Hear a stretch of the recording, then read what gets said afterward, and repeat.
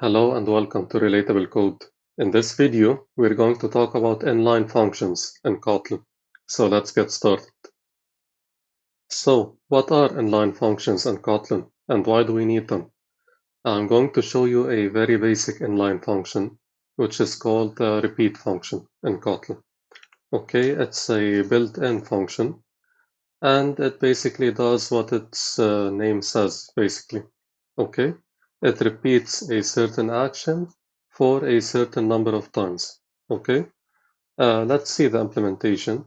In the implementation, you specify the number of times as the first parameter, and in the second parameter, you pass an action to be executed this number of times. Okay, this action is, in fact, another function. Okay, so if I check the code for the repeat function, it basically takes a parameter which is an integer and another parameter which is a function. Okay, so inline functions are like special types of functions in Kotlin which can take another function as a parameter and work with it efficiently. Okay, so here this block of code was basically executed this number of times. Okay, and this parameter, which is another function provided to our inline function, is called a lambda function. Okay, now if we run our code, as you will see, this function will get executed 100 times basically. Okay, and there you have it. It got executed from 0 till 99. Okay, but what did inline functions really do in this case, and why did we need an inline function? Why didn't we just use the repeat function without the inline keyword?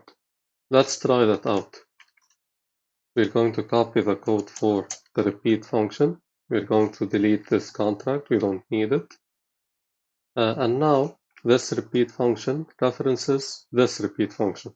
Okay, not the built-in one from Kotlin anymore. So if I run my function again, I'm going to get the same result. Well, what did we actually do here? We just replaced the repeat function with another repeat function without the inline keyword. Okay, but you have to pay attention to something here, and I'm going to show you. If you go to Tools, Kotlin, Show Kotlin bytecode, I'm going to show you what the inline function provides for you. Okay, you don't have to worry about all of this. I just want to show you something. This is basically our main function compiled into bytecode. Okay, this is our repeat function since we defined it here again. And if I scroll down, I will see a class created. Okay, why did this class get created? Because I have a function that takes another function as a parameter. So to account for this other function so that I can use it, a class was created for this lambda function, as you can see here, so that we can basically use this lambda function. This is without the inline keyword. Okay, what if I call this function 3 times in my main method? Let's try that out like this. As you will see, now I have 3 classes created for these 3 function calls basically. Okay, because our repeat function has this lambda function as a parameter, and as a result, class main1 for our lambda function was created. Scroll down a little further. Final class main2 was created for our second lambda function here. And scroll down even further, you will get final class main3 also for our lambda function. So for every call to this repeat function, some extra classes are getting allocated in our memory, which is not very efficient. Okay, if I scroll down to the bottom, I will get 340 lines of bytecode. Okay, Well, what if we modify our repeat function to be an inline function? Okay, if I scroll down, you can already see the improvement in performance. It is now requiring 290 lines of bytecode instead of 340, only because we changed this function to be an inline function. Okay, now if I scroll up, let's move this to the left. This is our main method. Okay, let's scroll down. This is our repeat method. And if I scroll down a little further, as you can see, no extra classes were allocated for our lambda function. Okay, and that's the power of inline functions because they convert these lambda functions into code at compile time. I don't know if you noticed, but our main function was a little longer this time because this whole code in our main function was resulting from the code of these three repeat functions, these three repeat inline functions in our main method.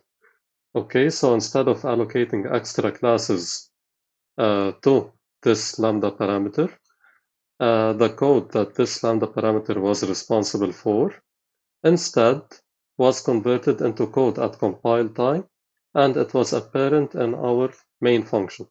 Okay, this is a great improvement in terms of both performance and memory in Android.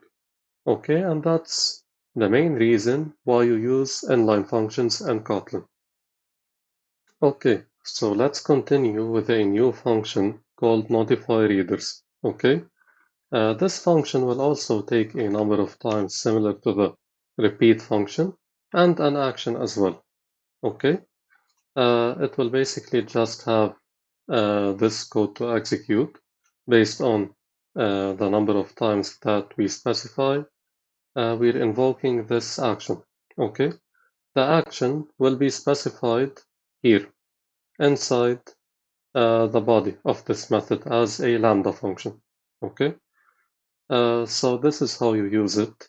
You basically write notify readers with the number of times, and you have to pass the lambda function like that. Okay, so this action is this basically.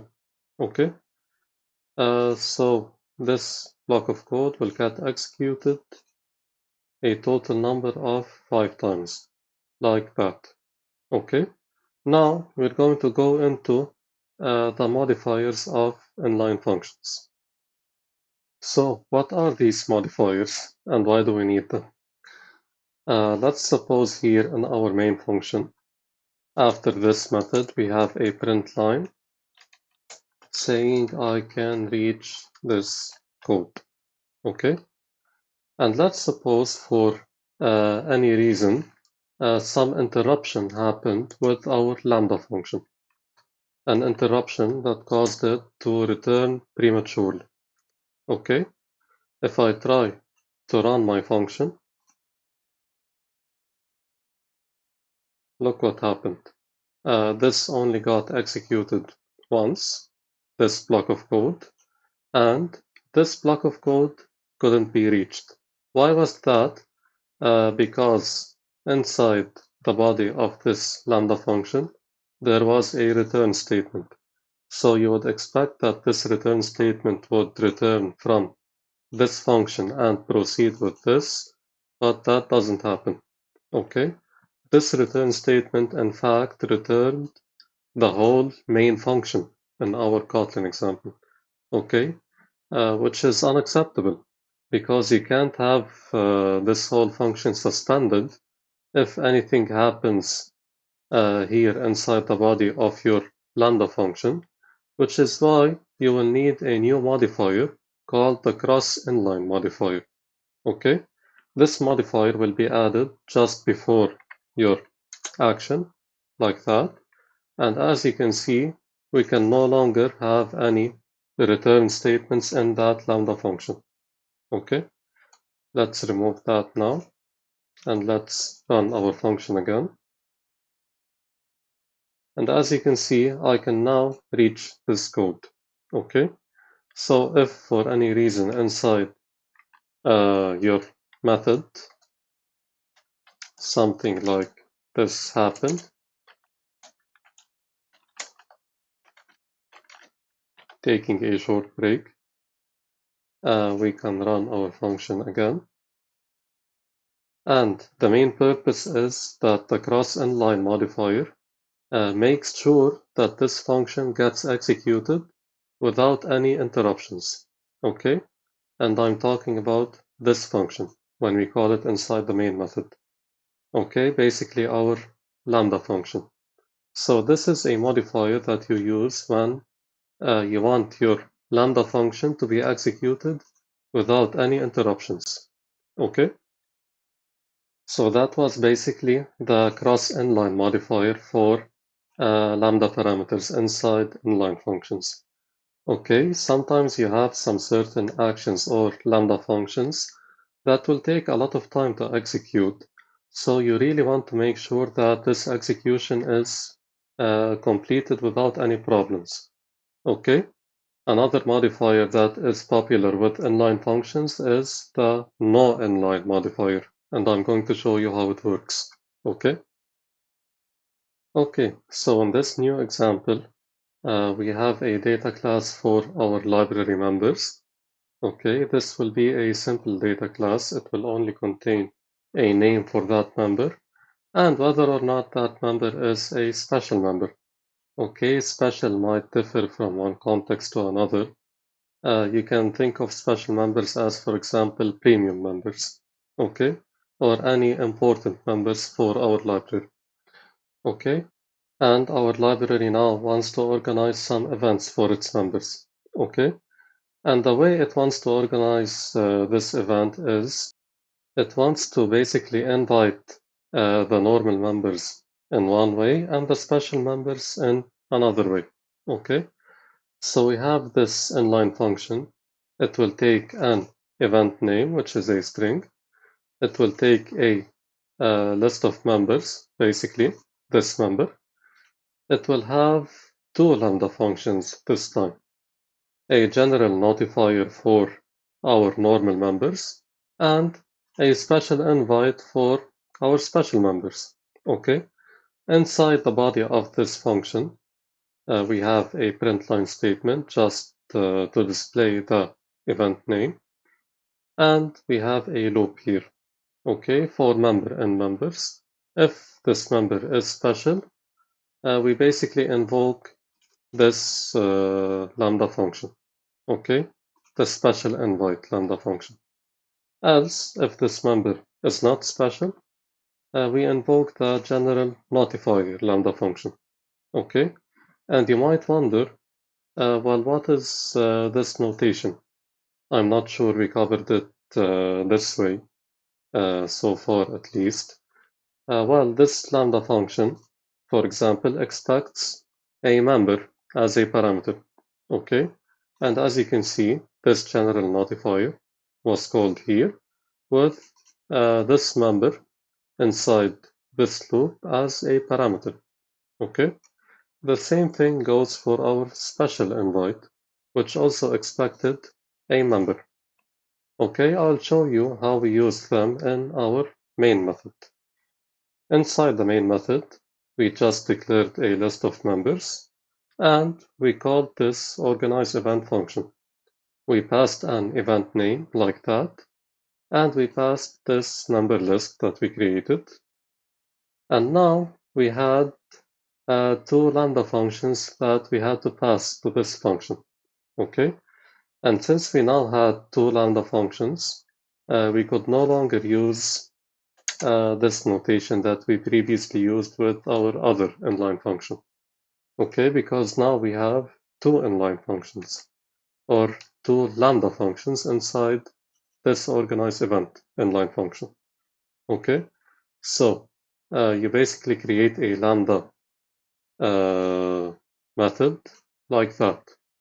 Okay, you open your curly braces, and our lambda basically had a parameter which was a member.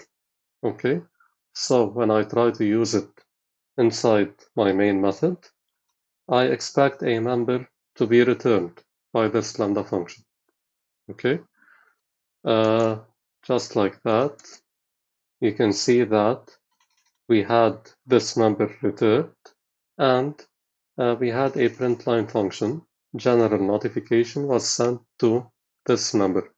Okay, and for the no inline function or no inline lambda parameter, basically this was executed. Let me first run our function so that you can see what happens. And now we have organizing event, which was this one basically, and a loop happened. Okay, this was our list of members. We had Alice. She wasn't a special member in our library, so a general notification was sent to Alice. On the other hand, we had Bob here, which was, or who was, a special member in our library. Okay, so a special invitation was sent to Bob. How did this happen? Inside our inline function and inside this loop, if the member is special, which was the case for Bob, this special invite lambda function was invoked, okay, for this member. So when we invoke this lambda function with this parameter, we had access to this parameter here, basically, inside the special invite lambda. Okay, we had access to it, and we could basically access this member as we saw here. Okay, when we printed out this statement. The same thing goes for our not special members, like Alice, sadly, which had a general notifier invoked in this case, because Alice was not special. Okay, it was invoked also with this member coming from this current member in the loop, and because this was a lambda function which expected this parameter, we had access to this member here inside the implementation of this lambda function. Okay, so what did we do with this member? We retrieved it from the lambda function, basically from here, and we had this print line statement for a general notification sent to Alice. Okay, that's basically it. But why did we use a normal lambda parameter and a no inline lambda parameter? Well, this was because we assumed that the special invite involved some sort of complex calculations. Okay, this was for now a simple print line statement, but in the real world, you might want to send, for example, a text message to this member or send an email, for example, or any other operation that might be a complex operation. Okay, and when you want to work with complex operations with lambda parameters, you are encouraged to use the no inline modifier. Okay, because there is no added benefit in using an inline modifier for this lambda here, because it will be a complex operation. Okay, so you can imagine that the amount of bytecode that will be executed because of the inline modifier will be very huge. Okay, so in this special case, allocating a class for this complex operation is a better practice. Okay, as you previously saw in this video, because inline functions and lambdas didn't have static classes created, whereas no inline lambdas had some static classes created for them. Okay, which in the case of complex operations is better because it can really be more efficient. It can make your main function a lot smaller in that case. Okay. Okay, so now I have slightly modified our organize event function to include a try-catch block and basically detect an exception which may be thrown. Okay, I'm throwing this exception and the implementation of the special invite lambda function like this. So I'm assuming that the name Bob throws this exception. Okay, we're assuming that we don't have a template for this invite ready for our member Bob. Okay, and that's it. The rest of the implementation was the same. The only difference was inside the member.is special condition here. Okay, which now includes a try-catch block and a print stack trace statement at the end. Okay, now this will throw an exception. So let's run our function like this. And as you can see, using the no inline modifier for our special invite which threw an exception, we had access to this much error logs. Okay, now let's suppose I remove this no inline modifier and run my function again. As you can see, this error message is not as detailed as the one before it. Okay, if I click on main.kt, I get navigated to the line of code where this happened, and that's it. Whereas if I return the no inline modifier and I run my function, I can get a better grasp of the error, and I can see which lambda entry size caused this exception. Okay, and if I click at main KT, the first one, which is at line 20, I get the same line of code that had the error. Okay, and if I click on the second one below it, I get basically why this happened or in which context this happened, which was our organize event. Okay, when you're working with a large code database, this extra information can really save your life.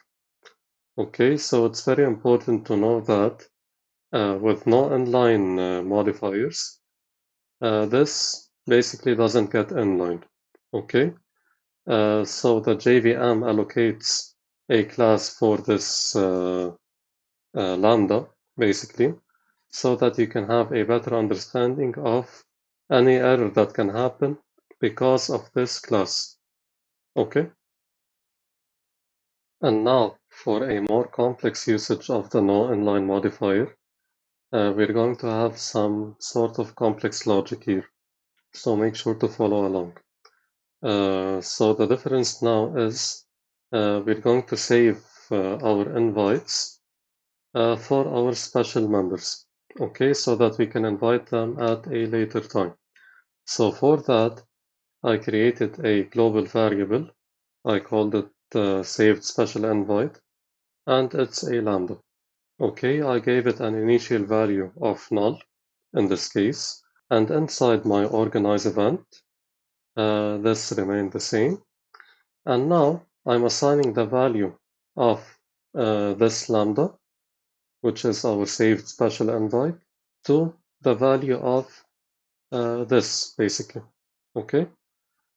Inside the implementation, I'm looping around my members, and if the member is not special, I'm just calling the general notifier. Okay. And that's it for the organize event, at least. Now in my main method, I have some certain members, and I have the same implementation for my organize event. Okay. So for normal members, we have this general notification method as usual. And for our special members, we still have our special invitation. Okay. But the difference now is we don't want to immediately invite our special members. Instead, we're going to simulate that some time passes, and after that, we're going to dispatch our saved invites for our special members. Okay, let me show you how. So inside this method, we had a parameter which was the list of members, basically, and we accessed our special invite, which we saved due to this lambda. Okay, so we had this lambda here initialized at null.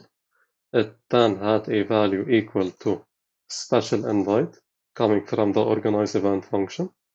Okay, and inside this function, I'm accessing my lambda so that I can safely execute my invite function. Okay,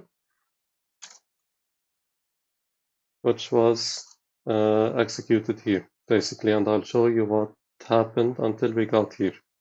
So inside this function, we had a loop over our members. We filtered out the members that, sorry about that. We filtered out the members that were special, like this. And for those members, we invoked this function, basically. Okay, the invite function, which was basically this. Okay, so here, this invite function, the special invite function, was only invoked for our special members. Now, if I try to run my code,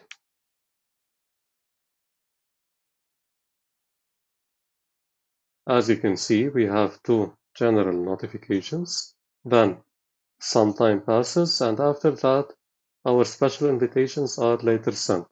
So why did I do that? I did that to show you that we can basically save the value of no inline lambdas until we use them at a later time. Okay, which was what we did here. We basically initialized this lambda to null as a global variable. We gave it a value here inside organize event, and its value was equal to this no inline lambda, which was this code basically. And we didn't execute it directly after that. Instead, we had a general notifier for our normal members, our not special members, with this code. It was executed for Alice and Charlie. Alice and Charlie, who are our not special members. And after that, some time passed, and then our function was then called to dispatch the saved invites for the members who were special. Okay, and this was possible because of the no inline modifier here. If I try to remove it, as you can see, I will get an error. Okay, because this is an illegal usage of the inline parameter, which gives you the suggestion to add the no inline modifier right there. Okay, so that was a very long video. Okay, we covered inline functions with great depth, might I say. We covered the basic usage of inline functions. We covered why we needed them, what added value they provided, and we discussed normal inline lambdas like this one. We discussed the cross inline lambdas, and we discussed the no inline lambdas. Okay, so you just use the normal inline lambda, which is this one by default, if you don't care about the local returns of that lambda. So as you saw previously in our cross inline example, it prevented us from prematurely returning our lambda function, which also returned our main function. Okay, that was why we used our cross inline modifier. If you don't care about that happening, or if it doesn't really matter in your context, you can just get by using the normal modifier, which is nothing here. Okay, so if you don't use anything, not the cross inline or the no inline, you get the default behavior. Okay, with the cross inline, as I've told you, you can prevent it from returning prematurely. So you ensure that your lambda gets executed. Okay, but if you have any very complex task to be executed, or a task that can throw an exception, basically, or if for any reason you want to save the value of your lambda, that's where you use a no inline modifier. Okay, I hope that was clear. This is not a simple topic to cover, so don't worry if you didn't fully grasp this concept from the first time watching this video. Feel free to watch this video again and really concentrate on every aspect of inline functions. Okay? Now, if you find my type of content to be relatable, please don't forget to leave a like and subscribe for future content, and I'll see you in the next video.